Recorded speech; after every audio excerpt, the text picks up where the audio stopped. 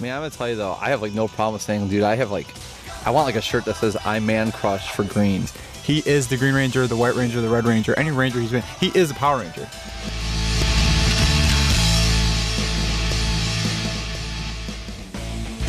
Go, Green Ranger, go. Look at that guy right there. Jason David Frank.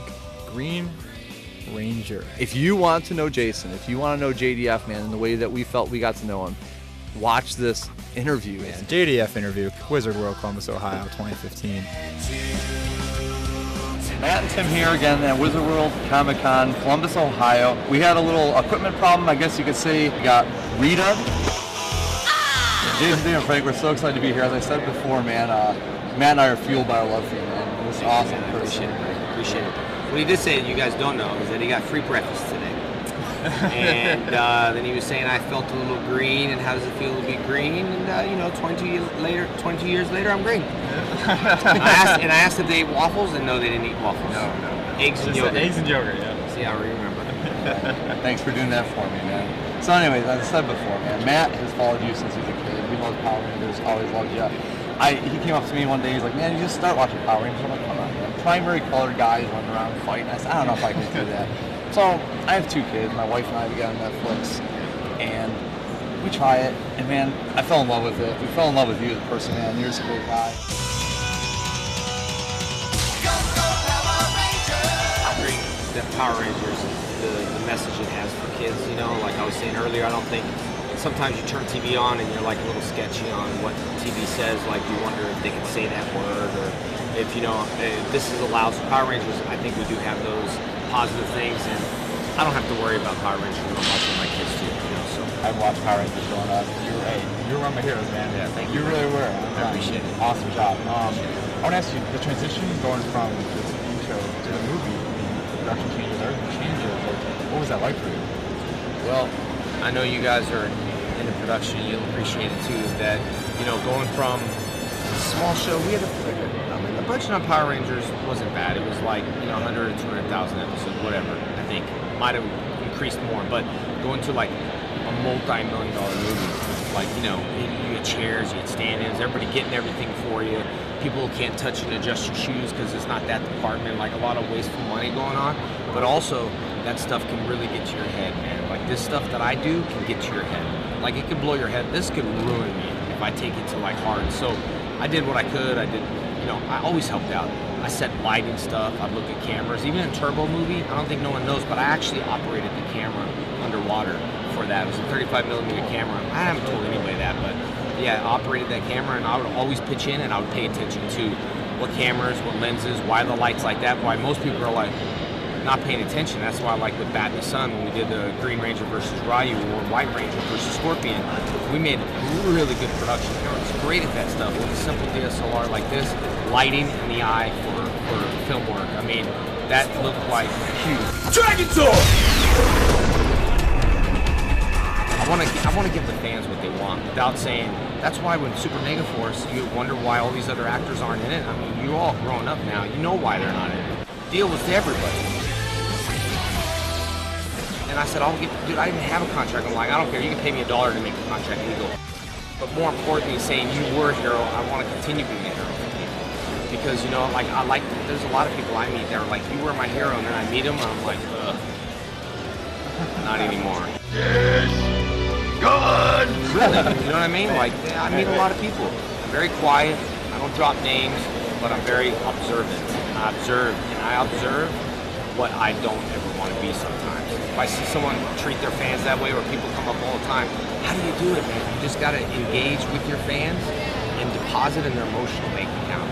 You know what I mean? If you deposit in their emotional bank account, when you need to withdraw a favor, then you have stuff to withdraw. But if you take, and expect, you won't get nothing. And you can't make everyone happy. You always have critics.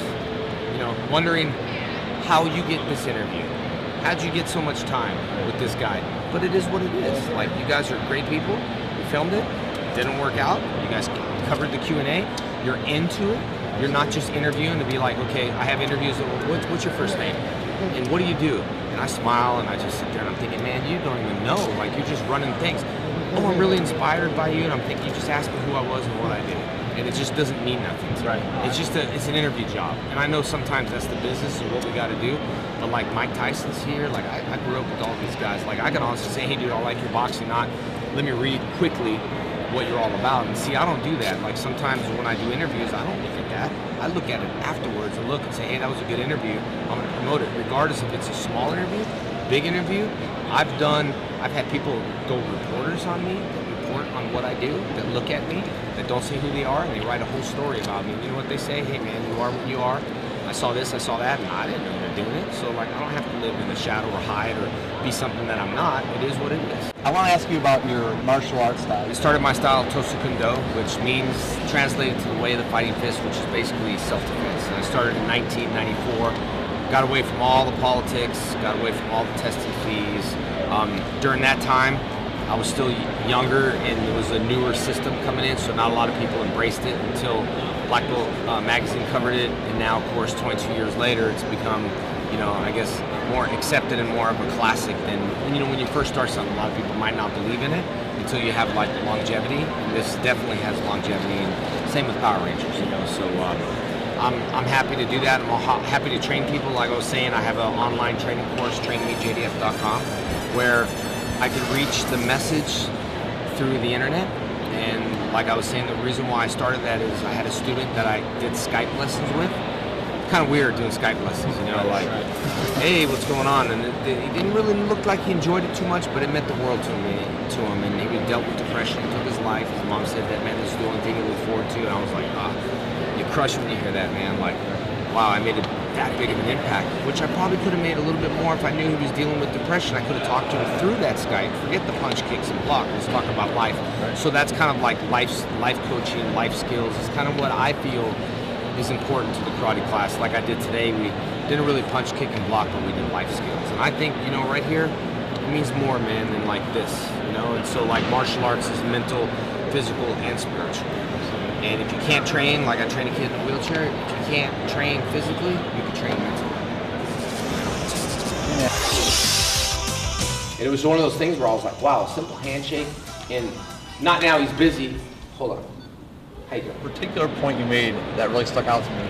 I tell people all the time, whether it's at a fast food chain or just generally in life, when you approach someone, you take your sunglasses off, you make eye contact, and you shake their hand. Do you agree? It is, man. Like I was saying, you know, with social media, you know, I watch social media for feedback. I want to make sure what I'm doing is I wouldn't say my job, but it's what I can do as a human being, the best I can, 110%. Relax. Yep, there you go. Look right at the camera. Ready? Boom. All right, good job. Give yourself. I know I try to do that, but just rereading the guy, just the simple handshake and eye contact, and going out of my way when it's like he's busy. It's like hold on, man. Like even with interviews, I got it. There's a lot of people that don't do interviews, but that's why they don't have people in line. Right. You know what I mean? Like what else are you gonna do? Why not just do an interview and just roll your thumbs?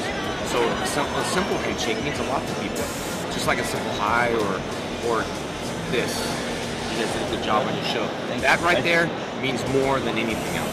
Like money can't buy that, you know what I mean? And that's kind of like why I do this stuff. That I want to, a lot of people need pats on the back, including me, man. Like I'd rather much have someone come up and say, hey dude, you were my hero and you did an awesome job and you did the best you can. I love your Q&A and points stand out. That means more to me than anything. What's the better weapon, the Green Ranger's dagger or the White Ranger's sabre? Well, I would say the Green Ranger dagger, and the only reason is Saba just keeps talking. Saba's like a wife. Don't get mad. Does the Green Ranger have a favorite superhero? Man, I love the X-Men. I love Wolverine. Nice of you to mention it. I believe I see the Crow walking around. I love the Crow. I love the Brandon Lee's movie. I see you have made your decision. I was a big Marvel fan. You know, nothing against the DC world, but I was just a big Marvel fan. I used to like the characters like Wolverine that were like my character in Power Rangers. You know, like the lonely guy that would come and save them. That, you know, that's why I always call the Green Ranger the Wolverine of Power Rangers. Like I can hold my own series, man. Before we got you to sign our Frisbee, I just want to explain real quick what this is about. We had an idea. We're here. We're like, you know, so much friendship here in the community at the Visible World Comic Con. Like, we've just been meeting great people. So who you got on here? You got I signed it here. Yeah, we got Michael Rooker, right?